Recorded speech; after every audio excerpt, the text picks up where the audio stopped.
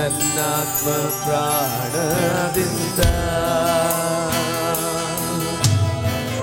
ಆರಾಧನೆ ನಿಮಗೆ, ಆರಾಧನೆ ನಿಮಗೆ, ನನ್ನಾತ್ಮ ಪ್ರಾಣದಿಂದ. ನನ್ನನ್ನು ನಡೆಸುವೆ, ನನ್ನನ್ನು ಕಾಯುವೆ, ನಿನಗೆ ಆರಾಧನೆ. ಆಮೇಲೆ ನಮ್ಮನ್ನು ನಡೆಸುವ ಆತನಿಗೆ ಹೇಳೋಣ. ನನ್ನನ್ನು ನಡೆಸುವೆ, ನನ್ನನ್ನು ಕಾಯುವೆ, ನಿನಗೆ ಆರಾಧನೆ. ನನ್ನ ಕಣ್ಣೀರ ಒರೆಸುವೆ, ನಿನಗೆ ಆರಾಧನೆ. ನನ್ನ ಕಣ್ಣೀರ ಒರೆಸುವೆ, ನಿನಗೆ. ನಾವೆಲ್ಲರೂ ಕೈ ಕರ್ತನಿಗೆ ಆರಾಧನೆ.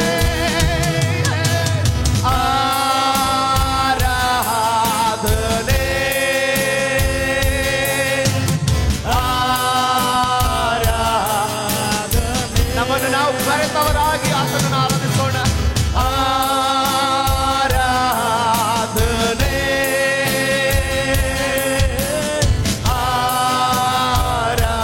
ಆರಾಧನೆ,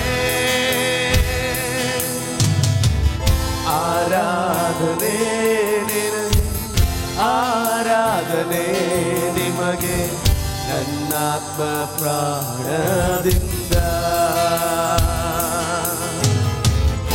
ಆರಾಧನೆ ನಿಮಗೆ, ಆರಾಧನೆ ನಿಮಗೆ, ನನ್ನಾತ್ಮ ಪ್ರಾಣದಿಂದ.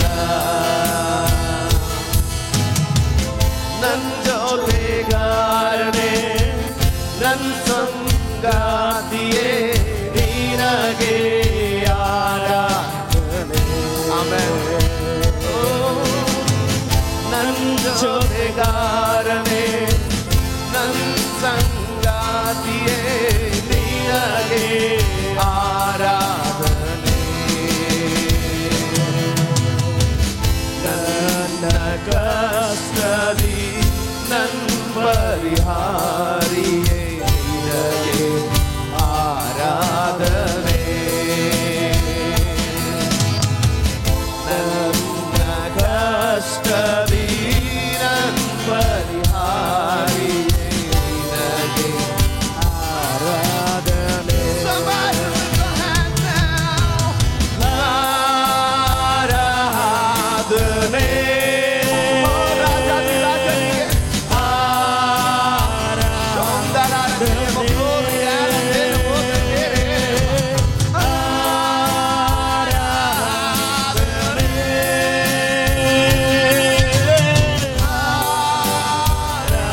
ಆರಾಧನೆ.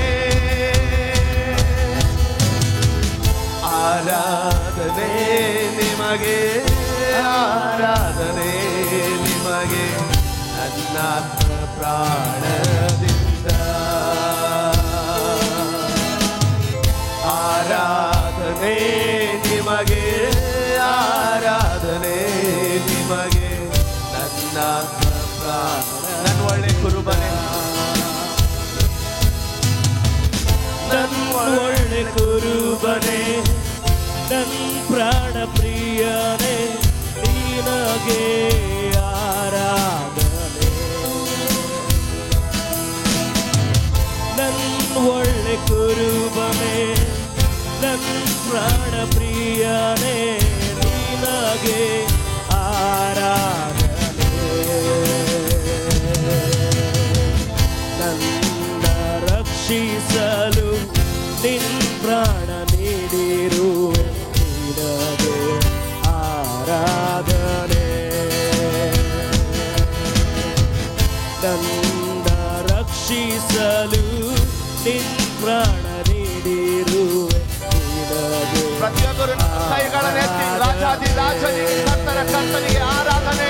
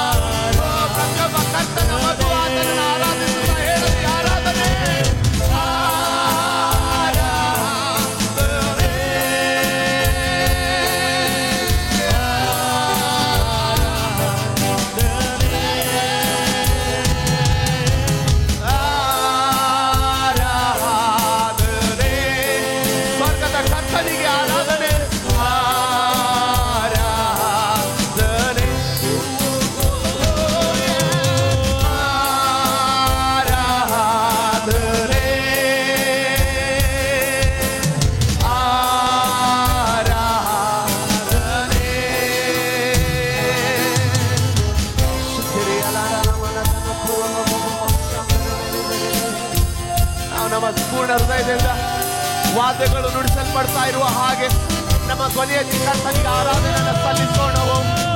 ಅವರೇ ಮಕ್ಕಳು ತಲೆ Kalama ಶಾಂತಲಾಂದರೆ goal ಮೋದರು. Somebody give him glory.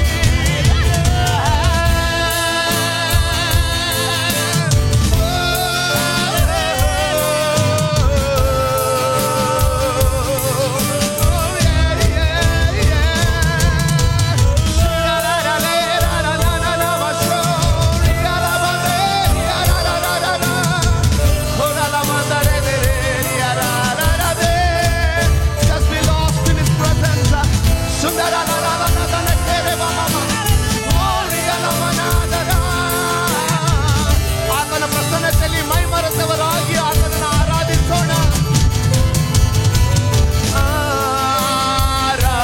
ಆರಾಧನೆ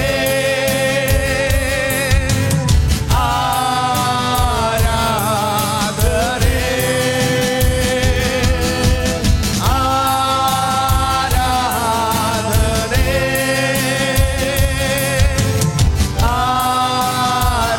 ಆರಾಧನೆ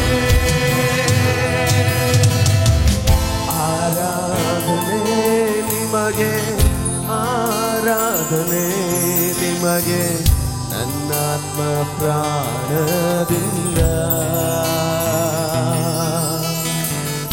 ಆರಾಧನೆ ನಿಮಗೆ ಆರಾಧನೆ ನಿಮಗೆ ನನ್ನಾತ್ಮ ಪ್ರಾಣದಿಂದ.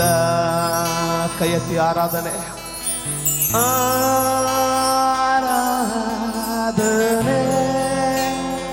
ನೀವು ಅದನ್ನು ಹಾಡ್ತೀರ?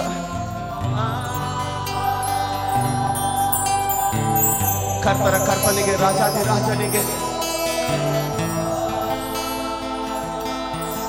ಈಗ ಸೇನಾಧೀಶನಾದ ಯೆಹೋವನಿಗೆ ಸಭೆಯು ಹಾಡಲಿ. ತಿರುಗೊಮ್ಮೆ ಇನ್ನೊಂದು ಆವರ್ತಿ ನಾವೆಲ್ಲರೂ ಕೂಡಿ ಒಂದೇ ಧ್ವನಿಯಾಗಿ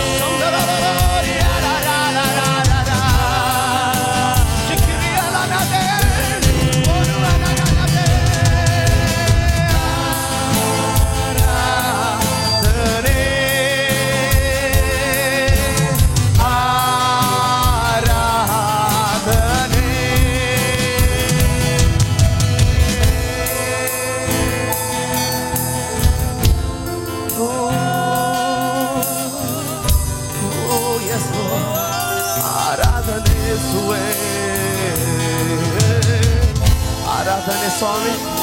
ಎಲ್ಲ ಮಹಿಮೆ, ಎಲ್ಲ ಸ್ತೋತ್ರ, ಎಲ್ಲ ಸ್ತುತಿಗೆ ಯೋಗ್ಯನೇ. ನಮ್ಮ ಕರಗಳನ್ನೆತ್ತಿ ನಿನ್ನನ್ನು ಕೊಂಡಾಡ್ತೇವೆ, ನಮ್ಮ ಧ್ವನಿಯನ್ನೆತ್ತಿ ನಿನ್ನನ್ನು ಹಾಡಿ ಹರಿಸಿ ಹೊಗಳ್ತೇವೆ ಸ್ವಾಮಿ.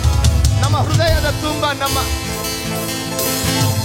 ಪೂರ್ಣ ಹೃದಯದಿಂದ ನಿನ್ನನ್ನು ಆರಾಧಿಸ್ತೇವೆ ಕರ್ತ, ನಿನ್ನನ್ನೇ ಕೊಂಡಾಡ್ತೇವೆ ರಾಜನೇ.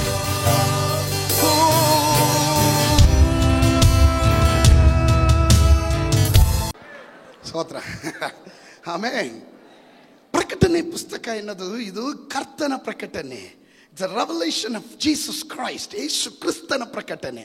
ಅದನ್ನು ಸರಿಯಾಗಿ ನಾವು ಅರ್ಥ ಮಾಡ್ಕೊಳ್ಬೇಕು. ಆಮೇಲೆ ಇಲ್ಲ, ಈಗ ನಾನು ಬರ್ತೀನಿ 4ನೇ ವಾಕ್ಯ, ಅಧ್ಯಾಯದ 1ನೇ ವಾಕ್ಯ.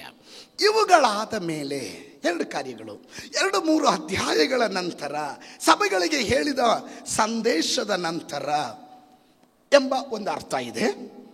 ಎರಡನೇದಾಗಿ ಸಭೆಯ ಕಾಲಘಟ್ಟ ಮುಗಿದ ನಂತರ, the dispensation of the church ಅಥವಾ ಕೃಪಾಯುಗದ ನಂತರ. ಇವುಗಳಾದ ಮೇಲೆ ನಾನು ನೋಡಿದಾಗ ಇಲ್ಲಿ ಯೋಹನಾನ್ 2 ಕಾರ್ಯವನ್ನು ಗಮನಿಸಬೇಕು ನಾವು. ಅವನು ನೋಡ್ತಾ ಇದ್ದಾನೆ, ಕೇಳ್ತಾ ಇದ್ದಾನೆ. ನೋಡಬೇಕು, ಕೇಳಬೇಕು. ಗಟ್ಟಿಯಾಗಿ ಹೇಳ್ರಿ, ನೋಡಬೇಕು, ಕೇಳಬೇಕು. ನಿಮ್ಮ ಚಿಂತಾ ಮಂಡಲವನ್ನು ಬೇರೊಂದು ಡೈಮೆನ್ಷನ್ ತಗೊಂಡೋಗೋದಕ್ಕೆ ನಾನು ಅಡಿಪಾಯ ಆಗ್ತಾ ಇದ್ದೀನಿ. ಸ್ತೋತ್ರ. ನೀವು ನೋಡುವವರು ಆಗಿರಬೇಕು, ಕೇಳುವವರಾಗಿರಬೇಕು. ಕೇಳೋದನ್ನ ಏನು ಕೇಳ್ತೀರಾ ಎಂದು ಅರ್ಥ ಮಾಡಿಕೊಳ್ಳುವವರಾಗಿರಬೇಕು. ನೋಡುವವರು ಏನೋ ವಕ್ರ ದೃಷ್ಟಿಯಲ್ಲಿ ನೋಡೋದಲ್ಲ, ಪಾಸ್ಟರ್ನ ಪ್ರಸಂಗಕ್ಕೆ ಮಾರ್ಕ್ ಹಾಕೋದಕ್ಕೋಸ್ಕರ ನೋಡೋದಲ್ಲ. ನಿಮ್ಮ ಜೀವನದಲ್ಲಿ ಯಾವ ರೀತಿ ಅದನ್ನು ನೋಡಬೇಕು ಎಂದು ನೀವೇ ನಿಮ್ಮ ಆತ್ಮ ಕಣ್ಣಿನಿಂದ ಅದನ್ನು ಕಾಣಬೇಕು. ಇವುಗಳಾದ ಮೇಲೆ ನಾನು ನೋಡಿದಾಗ ಪರಲೋಕವು ತೆರೆದಿದ್ದ ಬಾಗಿಲನ್ನು ಕಾಣಿಸಿತು, ಮತ್ತು ನನ್ನ ಸಂಗಡ ತುತ್ತೂರಿಯು ಮಾತಾಡ್ತದೋ ಎಂಬಂತೆ ನಾನು ಮೊದಲು ಕೇಳಿದ ವಾಣಿಯು, ಇಲ್ಲಿಗೆ ಏರಿ ಬಾ. ಎಲ್ರು ಗಟ್ಟಿಯಾಗಿ ಹೇಳ್ರಿ, ಏರಿ ಬಾ, ಏರಿ ಬಾ. ಇವತ್ತು ನನ್ನ ಸಂದೇಶದ ಪೀಠಿಕೆ ಮೂವಿಂಗ್ ಟು ನೆಕ್ಸ್ಟ್ ಲೆವೆಲ್, ಮುಂದಿನ ಹಂತದ ಕಡೆಗೆ ನಾವು ಬೆಳಿಬೇಕಾಗಿದೆ. ಇದುವರೆಗೂ ನೀವು ಆರಾಧನೆ ಮಾಡಿದ್ರಿ, ಇದುವರೆಗೂ ಪ್ರಾರ್ಥನೆ ಮಾಡಿದ್ರಿ, ಇದುವರೆಗೂ ಸಭೆಗೆ ಹೋದ್ರಿ, ಇದುವರೆಗೂ ಕಾಣಿಕೆ ಕೊಟ್ರಿ, ದಶಮಾಂಶ ಕೊಟ್ರಿ, ಒಳ್ಳೆ ಮೆಂಬರ್ಶಿಪ್ ತಗೊಂಡ್ರಿ, ಚೆನ್ನಾಗಿದ್ದೀರಾ, ಪರವಾಗಿಲ್ಲ, ಒಳ್ಳೇದೇ, ಎಲ್ಲ ಒಳ್ಳೇದೇ. ಆದರೆ ಅದೇ ಲೆವೆಲಲ್ಲೇ ತೃಪ್ತಿ ಪಡೋದಲ್ಲ. ಯೇಸು ಸ್ವಾಮಿ ಕರೀತಾ ಇದ್ದಾರೆ, ಏರಿ ಬಾ, ನೀನು ಏರಿ ಬಾ, ನೆಕ್ಸ್ಟ್ ಲೆವೆಲ್ಗೆ ಏರಿ ಬಾ. ಇದುವರೆಗೂ ಕಲ್ತಿದ್ದಲ್ಲ, ಇದುವರೆಗೂ ಕಂಡಿದ್ದಲ್ಲ, ಕಾಣದೇ ಇರುವ ಮಂಡಳಕ್ಕೆ ನಾನು ನಿನ್ನನ್ನು ಕೊಂಡೊಯ್ಯುತ್ತೇನೆ. ಅದಕ್ಕೆ ಬೇಕಾಗಿರೋದು ನಿನ್ನ ಮನಸ್ಸು ರೀಸೆಟ್ ಆಗಬೇಕು. ಸ್ತೋತ್ರ. ಮನುಷ್ಯರಿಗೆ ಒಂದು ಸ್ವಭಾವ ಇದೆ. ನಾವೇನು ಕಂಡಿರ್ತೀವೋ, ಏನು ಕೇಳಿರ್ತೀವೋ ಅದನ್ನೇ ಜಾಸ್ತಿ ಪ್ರಾಕ್ಟೀಸ್ ಮಾಡ್ತೀವಿ. ಅದಕ್ಕಿಂತ ಏನಾದರೂ ವ್ಯತಿರಿಕ್ತವಾಗಿ ಏನಾದರೂ ಕಂಡ್ರೆ ನಾವು ದೆವ್ವ ಅಂದ್ಬಿಡ್ತೀವಿ ಅದನ್ನು. ಯೇಸು ಸ್ವಾಮಿ ನೀರಿನಲ್ಲಿ ನಡೀತಾ ಇದ್ದದನ್ನೇ ಶಿಷ್ಯರು ಕಾಣ್ತಾ ಇದ್ರು. ಆಚೆ ದಡಕ್ಕೆ ಹೋಗೋಣ, ನೀವು ಹೋಗ್ರಿ, ನಾನು ಹಿಂದೆ ಬರ್ತೀನಿ ಅಂತ ಹೇಳಿ ಸ್ವಲ್ಪ ಸಮಯದ ನಂತರ ಯೇಸು ಸ್ವಾಮಿ ಪ್ರಾರ್ಥನೆ ಮುಗಿಸ್ಕೊಂಡು ಜನರನ್ನೆಲ್ಲ ಕಳಿಸಿ ಸ್ವಲ್ಪ ಸಮಯದ ನಂತರ ನೀರ ಮೇಲೆ ನಡ್ಕೊಂಬಂದ್ರೆ ಭೂತ ಅಂದ್ಬಿಟ್ರು. ಕಾರಣ, ಇದುವರೆಗೂ ಅವರು ಯೇಸು ಸ್ವಾಮಿ ನೀರಲ್ಲಿ ನಡೆದಿದ್ದು ಕಾಣಲಿಲ್ಲ. ನೆಲದಲ್ಲಿ ನಡೆದಿದ್ದ ಯೇಸುವನ್ನು ಕಂಡಿದ್ರು ವಿನಃ ನೀರಲ್ಲಿ ನಡೆದ ಯೇಸುವನ್ನು ಕಂಡಿರಲಿಲ್ಲ. ನಮಗೆ ಗೊತ್ತಿಲ್ಲದೆ ಕಾರ್ಯ, ಕಾಣದೇ ಇರುವ ಕಾರ್ಯ, ತಕ್ಷಣ ನಾವು ಡೈಲಾಗ್ ಹೊಡೆದು ಬಿಡ್ತೀವಿ, ಅದೆಲ್ಲ ಒಳ್ಳೆ ಸ್ಪಿರಿಟ್ ಅಲ್ಲ ರೀ, ದೆವ್ವ ಅದು. ಯೇಸುವಿಗೆ ದೆವ್ವ ಅಂದವರು ಅನ್ಯರಲ್ಲ ಅಂತಿದ್ದು, ಯೇಸುವಿಗೆ ದೆವ್ವ ಎಂದು, ಭೂತ ಎಂದು ಹೇಳಿದ್ದು ಅನ್ಯರಲ್ಲ. ಭೂತ ಅಂತ ಹೇಳಿದ್ದು ಜೊತೆಗೆ ಊಟ ಮಾಡ್ಕೊಂಡು ಜೊತೆಗೆ ಇದ್ದು ಗ್ಲೋರಿ ಹಲ್ಲೆಲೂಯಾ ಅಂದಂತ ಶಿಷ್ಯರು. ಅನೇಕ ಸಂದರ್ಭಗಳಲ್ಲಿ ಏನು ವಿಪರ್ಯಾಸ ಅಂದರೆ, ನಾವೆಲ್ಲ ಸಭೆಗೆ ಹೋಗ್ತೀವಿ, ಎಲ್ಲ ಮಾಡ್ತೀವಿ, ಜೊತೆಗೆ ನಡೀತೀವಿ, ಯೇಸುವಿನ ಸರಿಯಾಗಿ ಅರ್ಥನೇ ಮಾಡ್ಕೊಳ್ಳಲ್ಲ. ಎಮ್ಮಾವಿಗೆ ಹೋಗ್ತಿದ್ದ 2 ಶಿಷ್ಯರು, ಅವ್ರು ನೋಡ್ರಿ ಯೇಸು ಜೊತೆಗೇ ನಡೀತಾ ಇದ್ರು, ಮಾತಾಡ್ತಾ ಇದ್ರು. ಎಲ್ಲ ಇವರ 3 ದಿನದ ಹಿಂದೆ ಕಂಡಂತ ಯೇಸು 3 ದಿನದ ನಂತರ ಇವರಿಗೆ ಪರಿಚಯ ಇಲ್ವೇನು? ವರ್ಷಗಳ ನಂತರ ಭೇಟಿ ಮಾಡುವಂಥ ಪಾಸ್ಟ್ ನೂರುದ್ದೀನ್ ಮುಲ್ಲಾ ಅವ್ರನ್ನ ಈಗಲೂ ನಾನು ಗುರ್ತಿಡಿತೀನಿ, ಅವ್ರು ನನ್ನ ಗುರ್ತಿಡಿತಾರೆ. 3 ದಿನದ ಹಿಂದೆ ಹೋದ ಯೇಸುವನ್ನ 3 ದಿನದ ನಂತರ ಭೇಟಿ ಮಾಡಿದ್ರೆ ಗುರ್ತಿಡಲ್ವೇನು? ಕಾರಣ, ಅವರ ಕಣ್ಣು ಮಬ್ಬಾಗಿತ್ತು. ಇವತ್ತು ನಿಮ್ಮ ಕಣ್ಣು ತೆರೆದ್ರೆ ನೋಡಬೇಕಾದದನ್ನು ನೋಡ್ತೀರಾ, ನೋಡಬೇಕಾದದನ್ನು ನೋಡ್ತೀರಾ. ಹಲ್ಲೆಲೂಯಾ. ಕೈಗಳನ್ನೆತ್ತಿ ಜೋಟ್ ಗಟ್ಟಿಯಾಗಿ ಒಂದು ಹಲ್ಲೆಲೂಯಾ ಹೇಳ್ರಿ. ಆಮೆನ್. ಗಮನಿಸ್ರಿ ಪ್ರಿಯರೇ, ನಾವು ನೋಡುವವರೆಗೂ ದೇವರು ಏನು ಕಾರ್ಯಗಳನ್ನು ಮಾಡೋದಿಲ್ಲ. ಯಾರು ಬಾ ಅಲ್ಲಿ ಬರೆದಿರೋ ಪದ, ಆಗಬೇಕಾದವುಗಳ ಕುರಿತು ನಿನಗೆ ತೋರಿಸುವೆನು. ಇದುವರೆಗೂ ನಡೆದಿದ್ದಲ್ಲ, ಅಲ್ಲಿ ಹೇಳ್ತಾ ಇರೋ ಮಾತು, ಇದುವರೆಗೂ ನಡೆದಿದ್ದಲ್ಲ, ನಡೀಬೇಕಾದ ಕಾರ್ಯಗಳನ್ನು ನಾನು ನಿನಗೆ ತಿಳಿಸ್ತೀನಿ. ಹಾಗಾದರೆ ಕೆಳಗಡೆ ಲೆವೆಲ್ನಿಂದ, ಆ ಗ್ರೌಂಡ್ ಲೆವೆಲಿಂದ ಮೇಲೆ ಲೆವೆಲ್ಗೆ ಬರಬೇಕು. Praise God. ನಾವು ವಿಮಾನದಲ್ಲಿ ಹಾರಾಟ ಮಾಡುವಂಥ ನಮಗೆ ಗೊತ್ತು.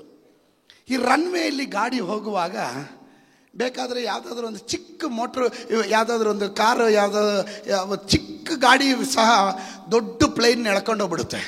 ಈ ಪ್ಲೇನ್ ಜೊತೆಗೆ ಹಿಂಗೆ ಬರುತ್ತೆ, ಹಿಂಗೆ ಬರುತ್ತೆ. ಸ್ತೋತ್ರ. ಕಾರಣ, ಕೆಲವೊಮ್ಮೆ ಪೈಲಟ್ ಬರೋದು ಲೇಟಾಗಿರುತ್ತೆ. ಇವ್ರು ಪಾರ್ಕಿಂಗ್ ಸರಿಯಾಗಿ ಮಾಡ್ಕೊಬೇಕು, ಇಲ್ಲ ಬೇರೆ ಏನಾದರೂ ಮಾಡೋಕ್ಕೋಸ್ಕರ ಪಕ್ಕಕ್ಕೆ ತಗೊಬೇಕು. ಆ ಟೈಮಲ್ಲೆಲ್ಲ ಅವ್ರಿಗೆ ತಳ್ಳಗಾಡಿಯಿಂದನೇ ಇಲ್ಲ ಒಬ್ಬನೇ ಹಾಕೊಂಡು ಎಳ್ಕೊಂಡು ಹೋಗ್ತಾ ಇರ್ತಾನೆ ಹಿಂಗೆ. ಸ್ತೋತ್ರ. ಏನಿಲ್ಲ, ಫ್ಲೈಟ್ ಈಸಿಯಾಗಿ ಬರುತ್ತೆ.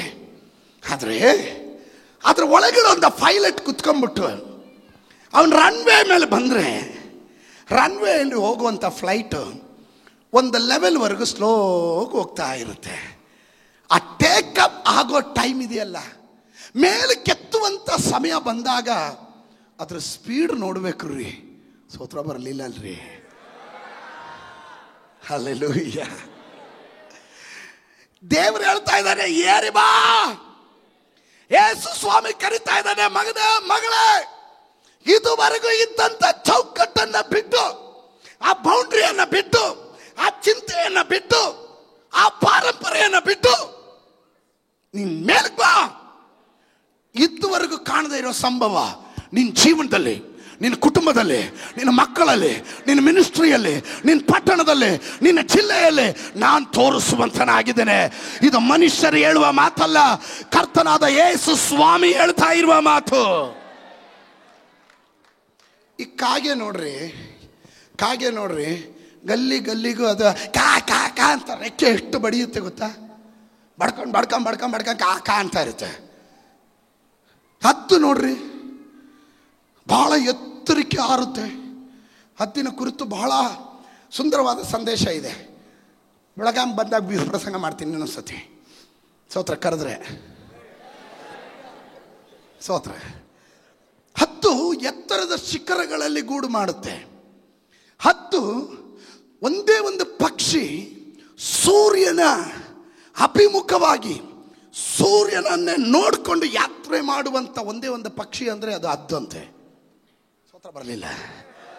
ನಾನು ನೀವು ಕಾಗೆಗಳಲ್ರಿ, ನಾವು ಹದ್ದುಗಳಾಗಬೇಕ. ದೇವರ ವಾಕ್ಯ ಹೇಳ್ತದೆ, ಅವನ ಹತ್ತಿಗೆ ಬರುವಂತೆ, ಹತ್ತಿಗೆ ಬರುವಂತೆ ನೂತನ ಫಲವನ್ನ ನಮಗೆ ಅವನು ಕೊಡುವನು ಅಂತ. ಆಮೆನ್.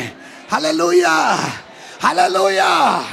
ಈ ಹದ್ದು ಆಕಾಶದ ಎತ್ತರಕ್ಕೆ ಹಾರುತ್ತೆ. ಈ ಮೇಲಕ್ಕೊಂದು ಆಟಿಟ್ಯೂಡ್ ವರೆಗೂ ನೋಡ್ರಿ, ಈ ಟೇಕಪ್ ಅಲ್ಲಿ ಅಷ್ಟು ಸ್ಪೀಡಾಗಿ ಫ್ಲೈನ್ ಹೋಗುತ್ತೆ. ಹೋದ್ಮೇಲೆ ಹಿಂಗೆ ಮೇಲೆ ಎತ್ಬಿಡುತ್ತೆ. ಎತ್ತಿ ಹತ್ತುವರೆಗೂ ಎಲ್ಲ ನಾವೆಲ್ಲ ಸೀಟ್ ಬೆಲ್ಟ್ ಎಲ್ಲ ಹಾಕ್ಕೊಂಡು ಹಿಂಗಿರ್ಬೇಕು. ಯಾರಾದ್ರೂ ಎತ್ತರೆ ಅಲ್ಲಿಂದ ಕ್ರೂ ಕಳ್ತಾರೆ, ಸರ್ ಪ್ಲೀಸ್ ಸಿಟ್ ಡೌನ್. ಸ್ತೋತ್ರ. ಯಾರು ಎದ್ದೊಳಂಗಿಲ್ಲ. ಆದರೆ ಒಂದು ಆಟಿಟ್ಯೂಡ್ ಆದಮೇಲೆ 38,000 40,000 ಅಡಿ ಎತ್ತರದಲ್ಲಿ ಹೋದ್ಮೇಲೆ ನೀವು ಎದ್ದೊಳದಲ್ಲ, ಓಡಾಡ್ತಾ ಇರ್ರಿ, ತಿಂತಾ ಇರ್ರಿ, ಏನಾದ್ರೂ ಮಾಡ್ತಾ ಇರ್ರಿ, ಯಾರು ಕೆಳಂಗೆ ಇಲ್ಲ ಅಲ್ಲಿ. ಸ್ತೋತ್ರ. ಹತ್ತು ನೋಡ್ರಿ, ಒಂದು ಆಟಿಟ್ಯೂಡ್ ಮೇಲೆ ಹೋಗ್ಬಿಟ್ರೆ ಅದ್ರ ರೆಕ್ಕೆ ಹಿಂಗ್ ಬಡಿಯೋದೇ ಇಲ್ಲ.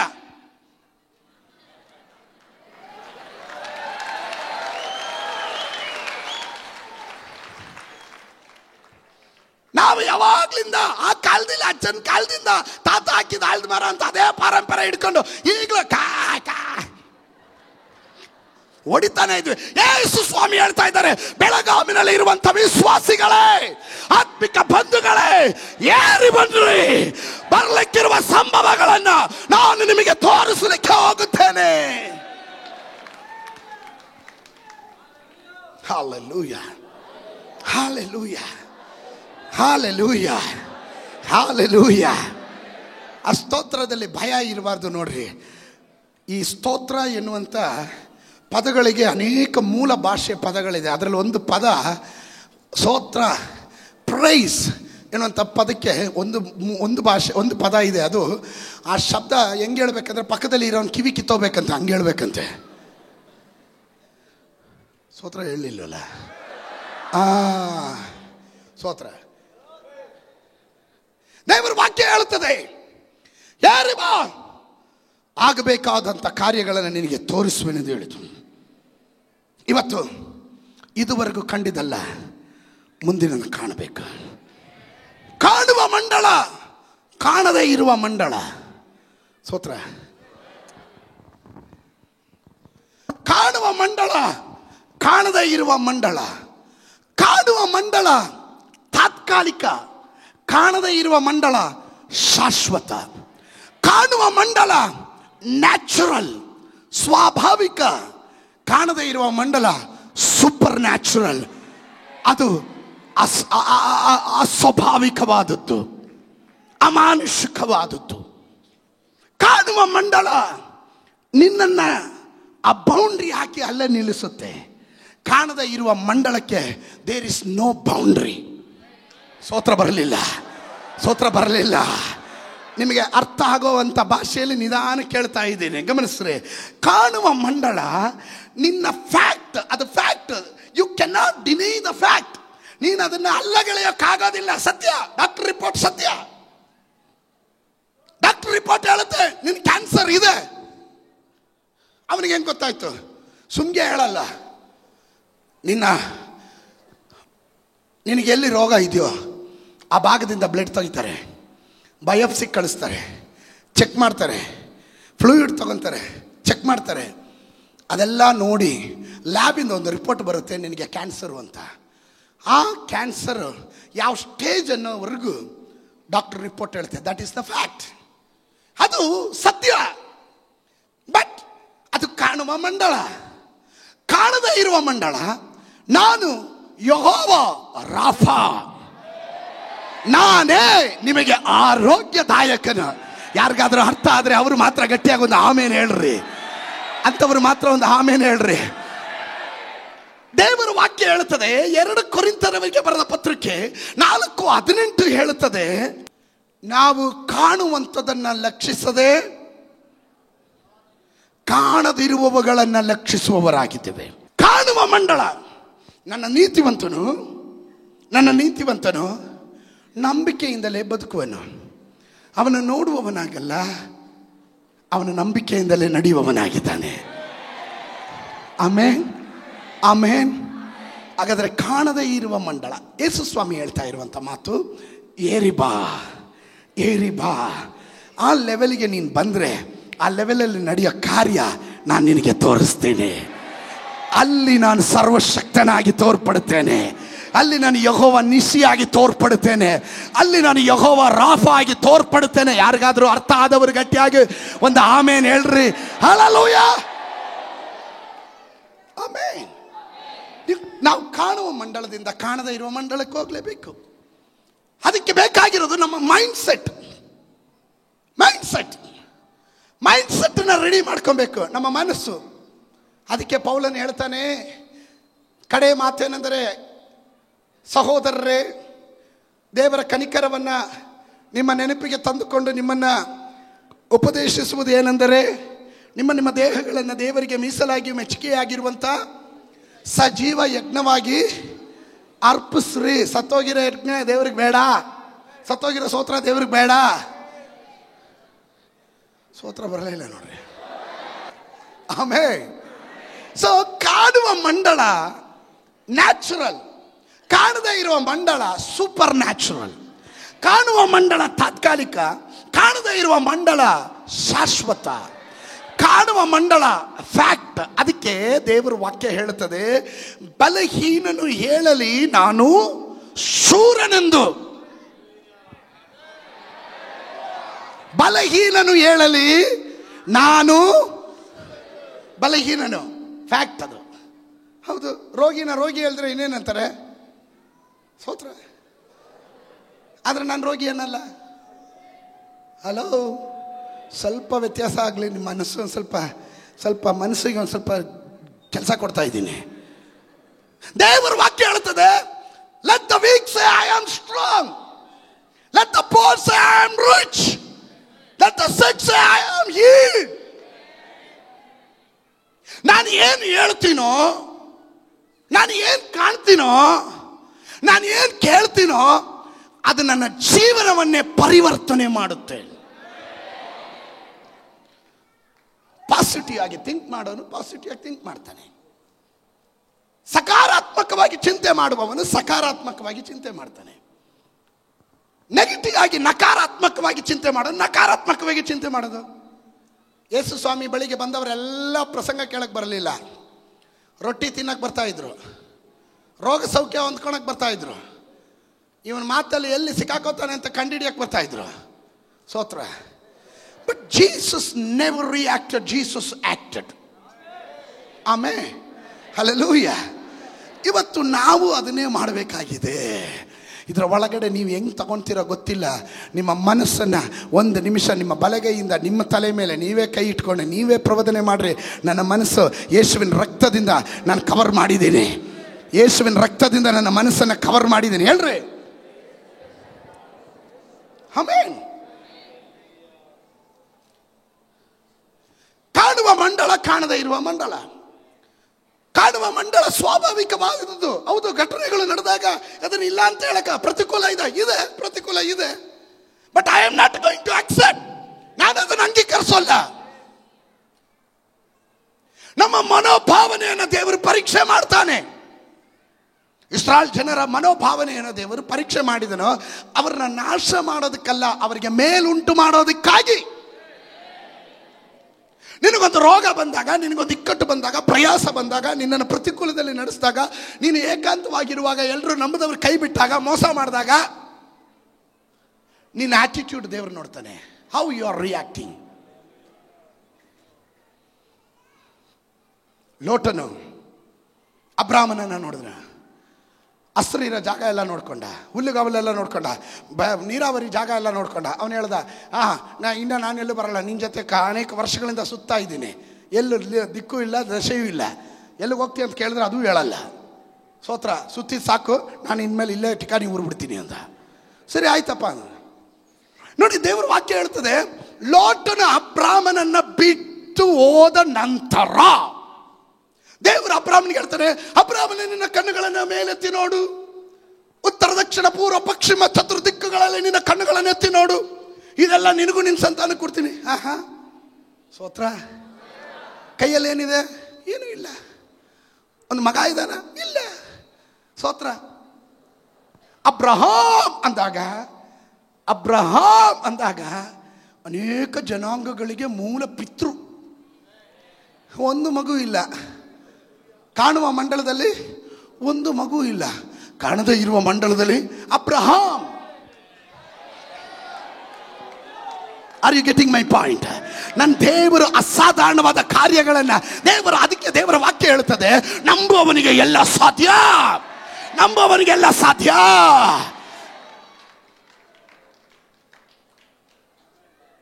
ಅಬ್ರಹಾಮನಿಗೆ ಒಂದು ಮಗು ಇಲ್ಲದಿದ್ದಾಗಲೂ ಅವನ ನಂಬುದ.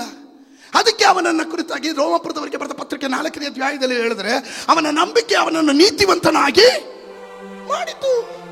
ಸ್ತೋತ್ರ. ಏನ್ ನಂಬುದ? ಮಕ್ಕಳು ಇಲ್ದಿದ್ದಾಗ, ನನ್ನ ಮಗನ ಜೊತೆ ನಡೀತಾ ಇದ್ದೀನಿ, ಆಯ್ಬಿಟ್ಟ, ಆಯ್ರಣ್ಣ ಹೆಂಗಿದ್ಯೋ, ಊರವರೆಲ್ಲ ಹೇಳಿದ್ರೆ ಅವನಿಗೆ ಹುಚ್ಚಿಡ್ದಿರ್ಬೇಕು. ಬಟ್ ಅವನು ಹುಚ್ಚನಲ್ಲ.